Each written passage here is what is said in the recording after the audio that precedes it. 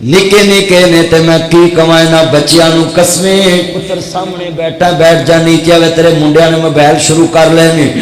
अल्लाह जानदा इंज दे मुंडिया दा फिर खून दा ग्रुप भी नहीं लभदा। ए मोबाइल ने कसमें ए बुजुर्ग वेखो बैठे अब्दुल्ला साहब किवें फिट ए बुजुर्ग बैठे अज जिन्हें बैठे मेरा चन्न इधर चन्न वेखो रंग चमकदे पे आज जिन्हें बंदे ने पुराने रंग आवे रंग चमकदे ए मोबाइल वाला भी वेख लो ये चमकदे की वजह है सारी रात मोबाइल ते लगे रहना कदी मनाउणा ते कदी रुसना यहो कुछ सारी रात यहो कुछ।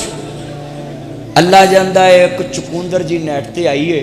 उन्हें ब्याह की करा लिया है वो मच्छर जिहा कसमे ना रोज बुढ़ी नूं कदी ऐसे खड़ा कर कदी ऐसे खड़ा कर ओए मैं उन्होंने कहना बेशर्मा कदे बुढ़ी ना खवा ली तू सारी फेसबुक भर दी वो स्टाइल ना अगे इतने अंतरे काम थोड़े से सच्ची गल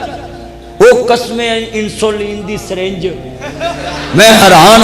वो लगा जनाब रोज रोज अप टू डेट और चलिया इस्लाम ने 18 साल 17 साल 15 साल बालग होने तो बाद निकाह की इजाजत दी है पर इंज जनाब समूह छलो लैके गलियां च फिर के ते स्टाइल बना के रोज पिक्चर देने की इस्लाम ने इजाजत नहीं दी।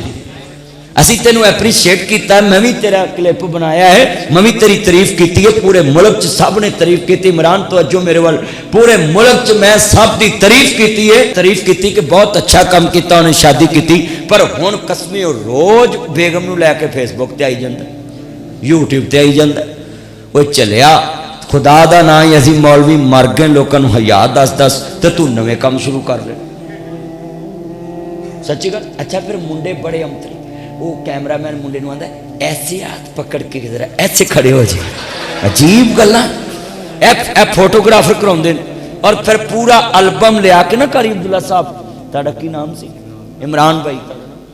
अतीक साहब एहसान साहब तुहाडा की नाम सी रफाकत साहब मैं वेख्या फिर पूरा एल्बम लिया के ना बेगम दा ते फिर अपने कज़नां नूं आंदे सुना फिर कैसी आंदा ए ते धी चंगी है किसी दी पर तू चवली है। और कदी बेगम दे एल्बम भी किसी ने बंदे ने विखाए अजीब कसमें मुसलमान केड़े पासे तुर पे केड़े पासे ट्रेंड चल पे। अच्छा भी कलमा पढ़े दसो जो मुंडे फेसबुक चलाते हैं वो वेंदे जे कि रोज ही आता है कि देख लो रोज की अपडेट ज ए मोबाइल ने ना अगर छाई फैलाई तो बुराई भी फैलाई।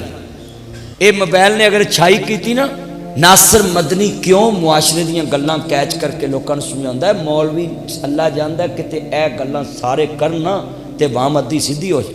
आ खोता कटिंग मैं कह के कटवाई है हाँ जी जिन्हें मौलवियों चाहिए ना मुंडिया दे हर लफज फड़ जेड़े लफज बोलते हैं फड़ के ते कुरान दी चोदा तर्जमा लभन हद ना हदीस जोड़न और जेड़ी हदीस लभे जेड़ी बुराई नाल कुछ नहीं हुंदा बस कोई नहीं। और रुके तो उन्हें कलिया भी मौलवी जी चेक तुहाडा मेरे को बैठ जा अल्लाह जानदा रहा तो अजो मेरे वाल